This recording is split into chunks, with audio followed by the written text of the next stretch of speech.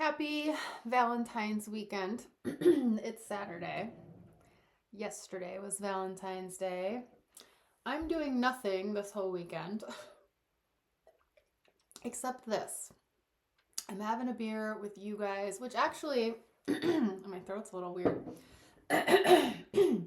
I'm not sick again. I'm just still a little sick from having the flu because the flu hit my asthma so hard that I'm still having asthma. But it comes and goes. I'm all right. I do have plans on Monday. My Bumble friend is coming into town. She's working in my town on Monday and Tuesday. So Monday night we're gonna go to dinner. She's gonna stay with me, which means that tomorrow I'm gonna be cleaning my house really well and making sure everything is all nice for her and getting the room ready and everything. Um, but yeah, today I kind of have been looking forward to just chilling with y'all. I mean, everyone else is busy. I'm obviously not gonna hit up any of my guy friends who have partners on Valentine's weekend. And Cassie and her husband, I know, played a show last night, and then they're doing Valentine's stuff. So it's kind of like, you know, I would love to have a Galentine's Day, but I don't have any single female friends. I have female friends, but they are partnered. And I don't mind being the third wheel. I don't mind that at all.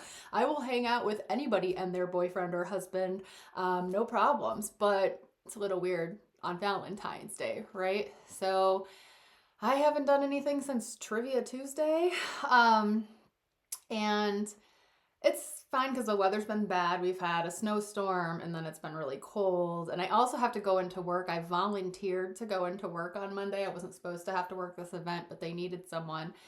And I kind of figured this was before I knew my Bumble friend was coming to stay with me. And I kind of figured I wasn't going to be doing anything all weekend. I was like, I'll probably want to get out of the house. So I volunteered to work it, and now it's going to be a high of 3 degrees. So I'm like, oh my God, why did I volunteer to leave my house? But it'll be okay. I do have like a little bit of a dating update for you all, but before I get into that, unfortunately, I have some very bad news. Very, very, very bad news. Kind of like the worst news. My dad's cancer is back, which I can't even say I'm surprised because in a way it felt like we were too lucky before. Just a reminder, a recap, I guess. He was rushed to the hospital in October of 2023. Um, and it turned out he had small intestinal cancer and they removed it. And at the time, we were pretty happy because they called it stage 2 because it hadn't gone all the way through the intestinal wall. But I remember it was really close. Like it was like almost through the intestinal wall. And if it had gone through, they would have done chemo and radiation, but they decided not to because it hadn't totally gone through. They gave it like a 20% chance of reoccurrence. And at the time, yeah, it almost seemed like we were getting off too easy. Like, I don't know. And then they've just been monitoring him, and he gets CT scans and PET scans and stuff. And he had a PET scan 8 months ago that was totally clear, but he just had a CT scan now. And in 8 months, a bunch of nodules have popped up on the outside of the intestines, but right in the same spot. And the biggest one is like 2.5 centimeters, which is considered really big for that. So that means it's fast growing. And I think the worst thing, the absolute worst thing, oh shit. I didn't think I was going to do this because I've already cried. The worst thing is that when it reoccurs like this, with this type, the 5-year survival rate is 37%. So that's the part that sucks. I didn't think I was going to do this. Okay. And I hate being this age. I hate being in my 40s because everybody's my age has parents who are dying. I mean, I feel like, and this was part of the reason that I almost felt too lucky when this happened a year and a half ago, because like almost everyone I know my age has lost a parent already. Coworkers, friends, people I go on online dates with, like when I go on Facebook, I see people all the time that I went to high school with posting that their parents have passed away. I was just at Cassie's husband's mother's funeral. I have a friend who has a step parent right now with pancreatic cancer. I mean, my sister's kid's father doesn't have either one of his parents. And I opened up Facebook just yesterday. And right there, just yesterday, another person I went to high school with posted their dad's obituary. Like, this is the age, I guess. And so I almost feel like it's selfish to hope that he'll be okay. Like, greedy. Like, because, you know, I don't know, but he's only 69 years old. It doesn't, and people on his side of the family live a really long time. My great grandparents on that side of the family lived to be like in their upper 80s. But cancer is on that side of the family, whereas on my mom's side, it's more heart disease that gets everybody. So right now, we have to wait, and that's what's so frustrating, is because you know that it's growing and it's getting worse every second that goes by, but you have to wait for health insurance to approve crap before they'll do anything. And it makes me hate this country so much. You know, one of my coworkers who has lived in Europe was like, in Europe, this would already be moving. You wouldn't have to be waiting on all this insurance crap. And so it's like, oh, we have to wait for the insurance to approve. Now they want to do a PET scan, and then I don't think we want a biopsy, but the doctor might. But then if you try to do surgery without the biopsy, because it's like, we know it's cancer, it's in the same spot. Let's not waste time on a biopsy. Just get it out of there. But then the insurance will deny it because you didn't do a biopsy, and then they have to overturn it. And all this is just paperwork and waiting and phone calls, and there's nothing we can really do. There's nothing I can do. My mom's got the phone calls handled. She's been calling like every day to see if we can bump things up and move things sooner. But you can't. Insurance. And my sister is freaking out. We handle things differently. I'm more of I say this as I'm crying, but I'm more of a practical person. I want to know what I can do. You know, like when he was in the hospital before, I was the one who was like, let me research oncologists. You know, I found one that I liked. We got him moved into that hospital system, like trying to make sure that he was getting the best care, like give me something to do that I could feel like I'm doing something. And my sister is more of the type to turn to religion and miracles. Like, you know, her first reaction was like, let's pray that it's benign. And I'm like, it's not benign. I'm more of a realist. Like, we know it's not, you know. And then, you know, there was a night where she must have sent 60 texts to the group chat with me and my mom about what she was reading on Dr. Google. And it was right after I'd been at that conference, and I had a date the next day, and I was like, I had to like put the chat on do not disturb, because I just couldn't like be in that mindset, because there's nothing we can do right now. If there was something I could be doing, I would want to be doing it, but all we can do right now is wait. So I'm trying not to freak out, because I have my own problems with my heart rate, my blood pressure and stuff. And like, yeah. All right. Got to get it together a little bit. It just feels like life was already like very anxiety inducing because of everything that's happening politically. I mean, and how it affects my job. Working with undocumented kids, working with trans kids, like seeing our DEI programs being up in the air and what that's doing to our students. And it's like, I can't escape all of that crap, even if I wanted to. And I'm not that kind of person. I am someone who thinks it's important to stay informed and listens to the news and whatever. But even if I wanted to shut all of that off, I can't, because it affects my job every day. And then it's like, I already was feeling like the weight of the world was on me. And then now this, you know. Oh God. And then on top of that, online dating. And definitely the thought has occurred to me that I should just take a break from online dating. But honestly, I feel like I want the distraction. Like, if I wasn't online dating, it would be more sitting around at home thinking about this stuff. So I don't feel like I want to stop online dating actually right now. If anything, I did. And then this happened and I was like, no, I'm going to keep going on dates because it's a distraction. However, the date that I went on last weekend that I told y'all I was going to go on in my last video, I might not have been ready on that particular day because as I was getting ready Saturday, I was texting Cassie and I was like, I don't know if I can do this right now. I don't know that I can like be happy. I don't know that I can be like a happy, fun date and like fun Bren in a good mood. Like I already was having a hard time being that person just because of everything that's going on in America. But like now this on top of it and I don't know. A couple of years ago, I was happy, fun Bren. I'm not, everything feels so heavy now. But let me tell you about this date. All right. This was not it, you guys. This was not it.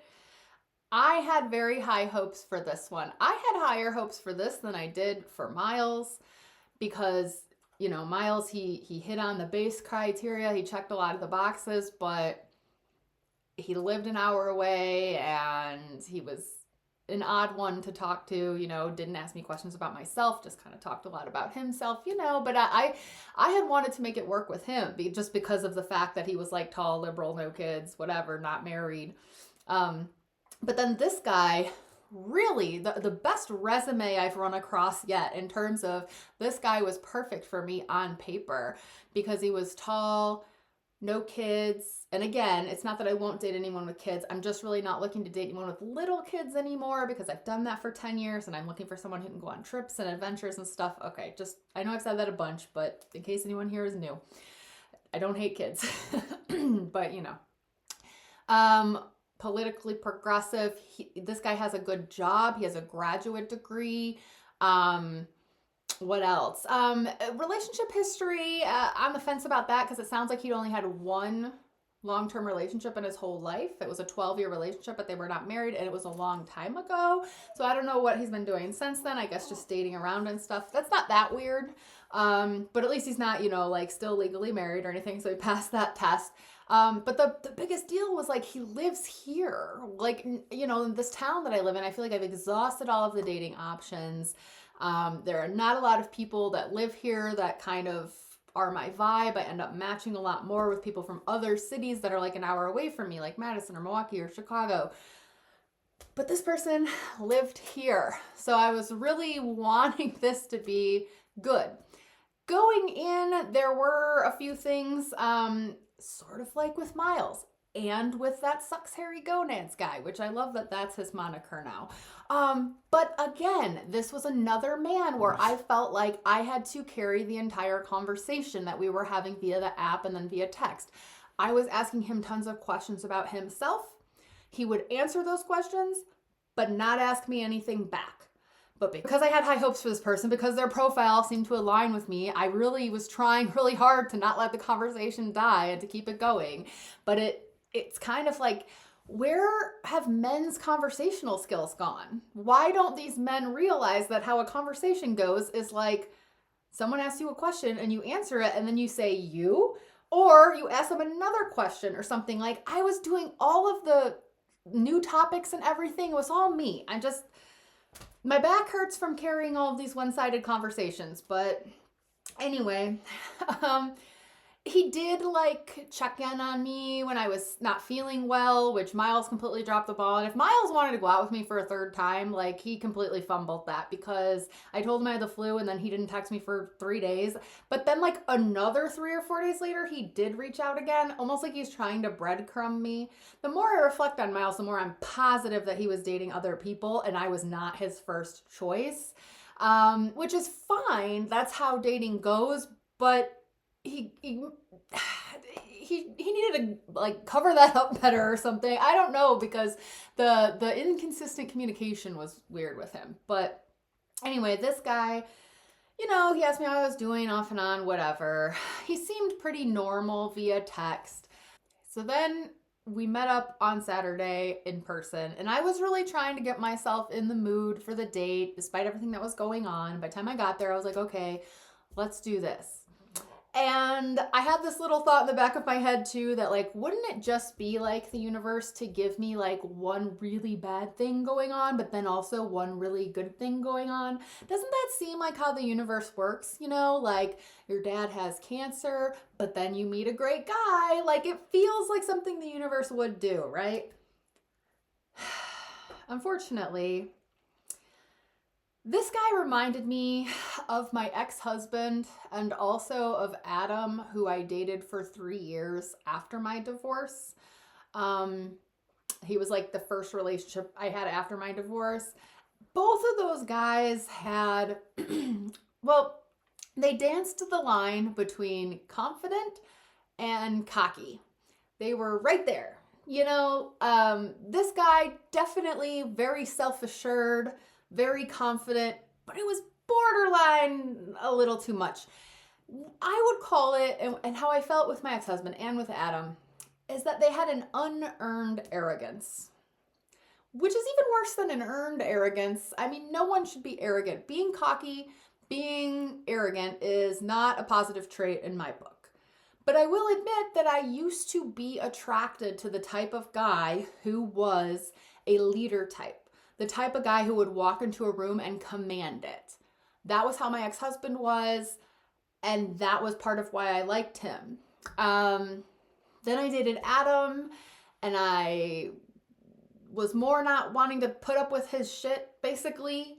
And then after dating Adam, that brought us up to like that 2013 when I went on all these online dates, and I started going out with guys who were different, and I started dating guys who were more kind and empathetic.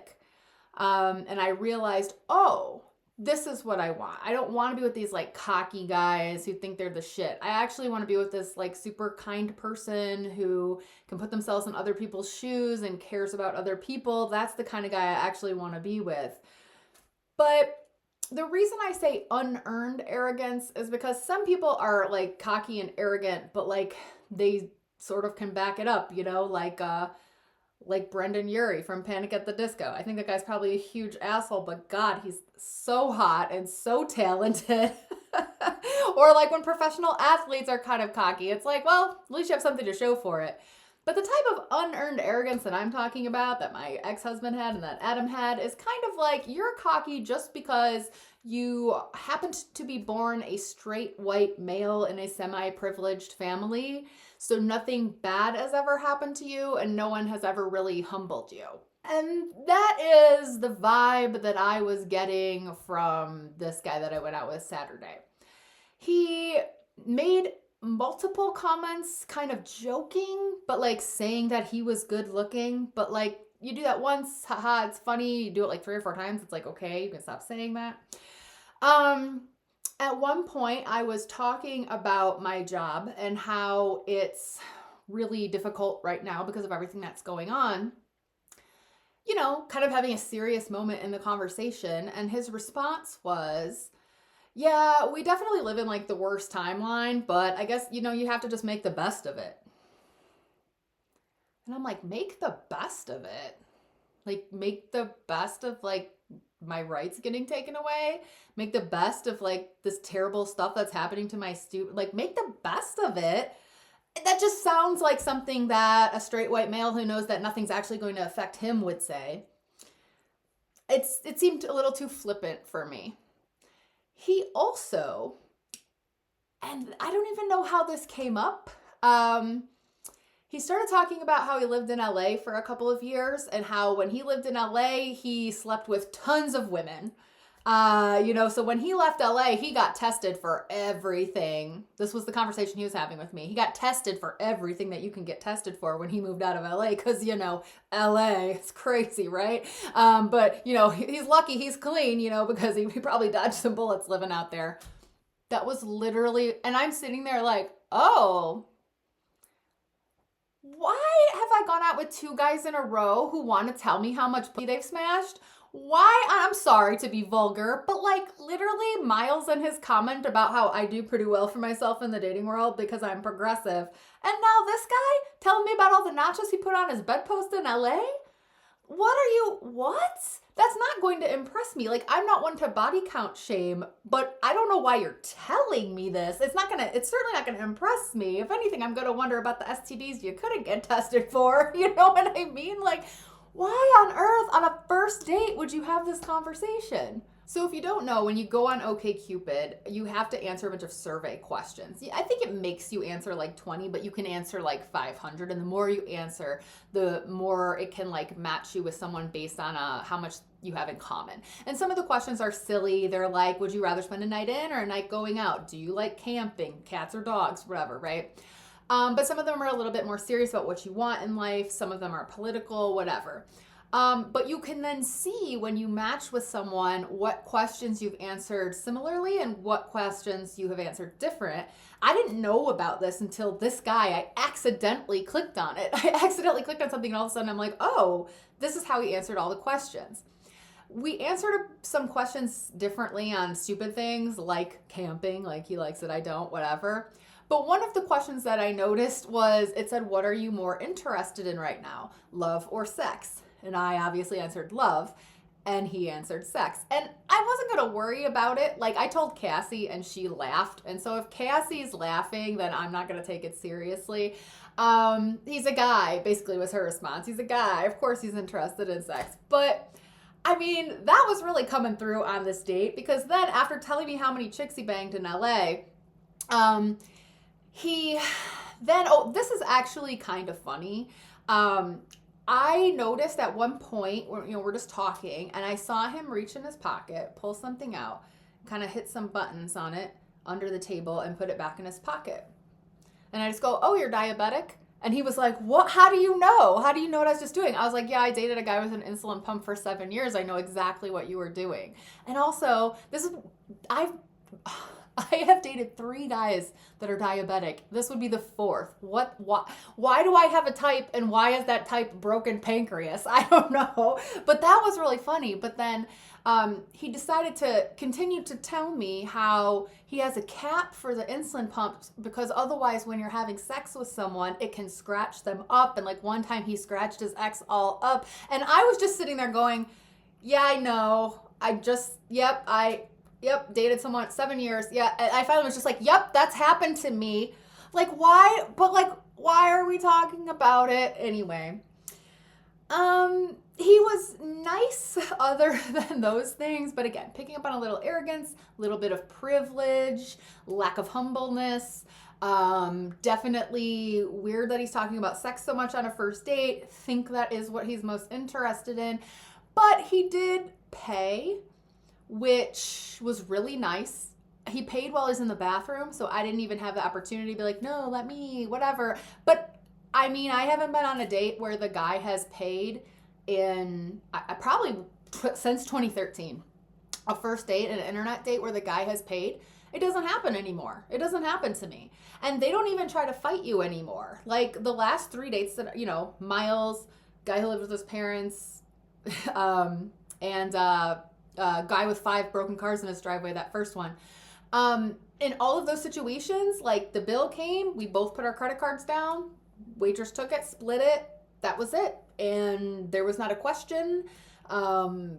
We didn't play that little game of like, oh no, let me, blah, blah, none of that. It was just expected now that you go 50-50. And I don't have any problem going 50-50 because I feel like, we're both eating and drinking. Let's just pay for the things we're eating and drinking.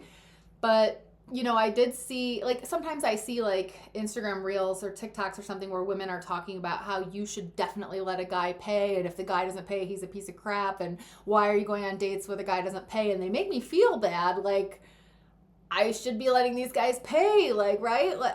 But I saw one the other day where the girl's argument was that, the happiest group of people in old age are single women, and the second happiest group are married men, because women benefit from being single and men benefit from being partnered because women take care of men.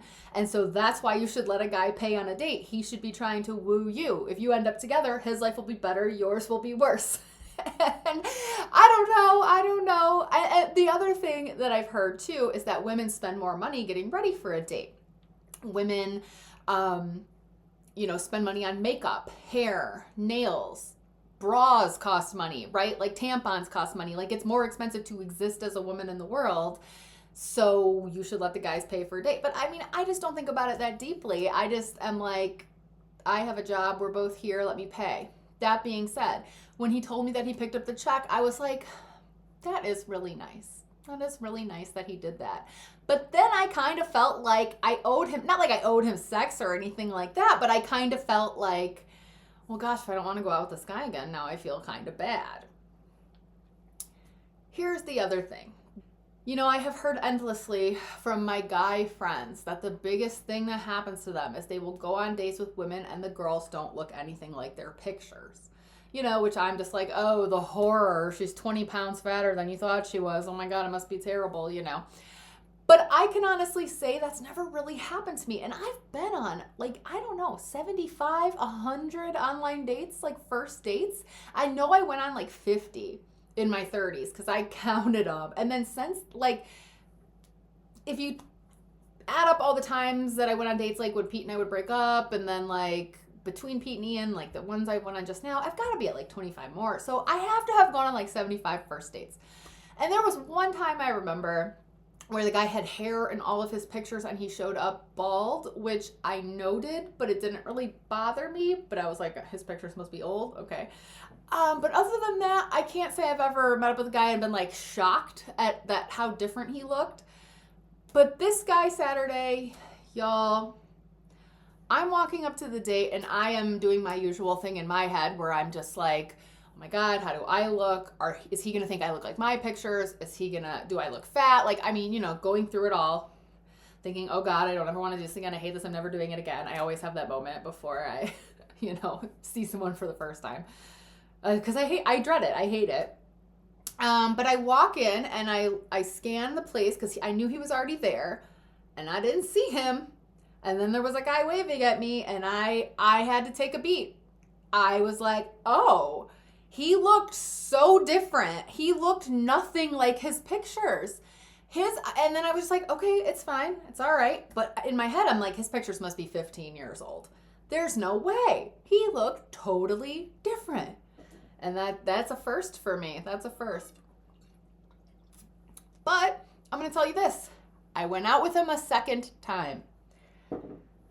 I thought I should give it one more chance. So unlike Miles, who went out with me and then like wasn't interested in seeing me again for a couple of weeks, and I remember telling y'all like, this is moving so slow. I'm not used to this. Usually if you like somebody, you want to see them right away again. Well, this guy, he wanted to see me right away again. He asked me what I was doing the next day for the Super Bowl, and I was like, no. But Monday night, we went out again, one more time. And I was trying to convince myself that maybe this could be a match because of, you know, he lives here in my town, you know what I mean? Like, it just wasn't happening on the second date either. We kind of ran out of things to talk about on the second date. And it just, yeah. I mean, I kind of was, again, feeling like I was leading the conversation, asking him more questions than he was asking me, all this stuff. But that was it. And after that date, we got done with dinner at like 8 o'clock. I went home. He didn't text me right away. He texted me at like 10:30 at night and I was already asleep, just saying like, I had a good time. If you want to go out later this week, let me know. And then I didn't get it till the next morning, so I didn't answer. So that's it. When I told Cassie about it, she's like, well, could you be friends with him? And I had thought of that too, because I would love to just have someone else who lives here, who likes to like go out and grab a drink, go to dinner, whatever. Like, you know, I need more friends, but no. I feel like the friend thing only works if it's mutual. I don't want to be the girl that like friend zones a guy, but he wants me, like, but I'm not interested in him like that, you know.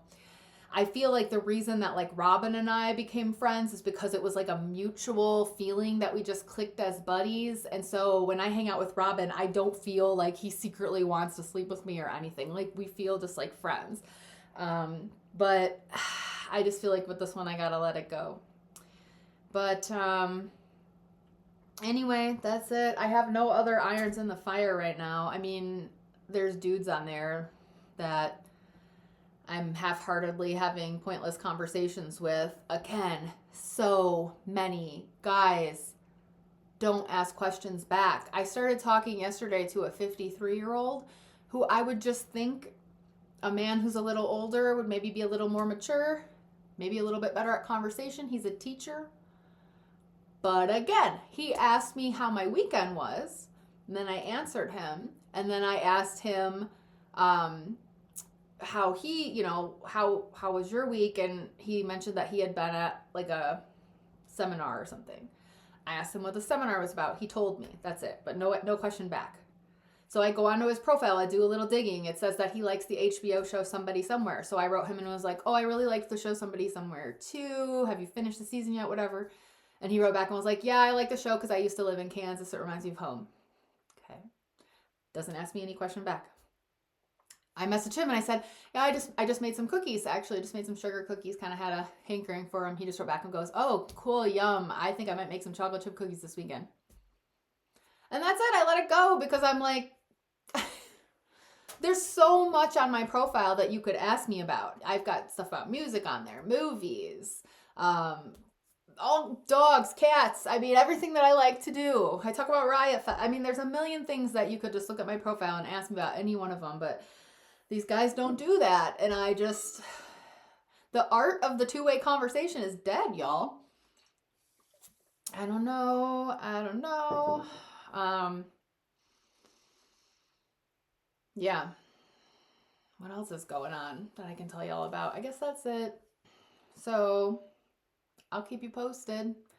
Um, yeah. All right. Talk to y'all later. Bye. Thanks for watching.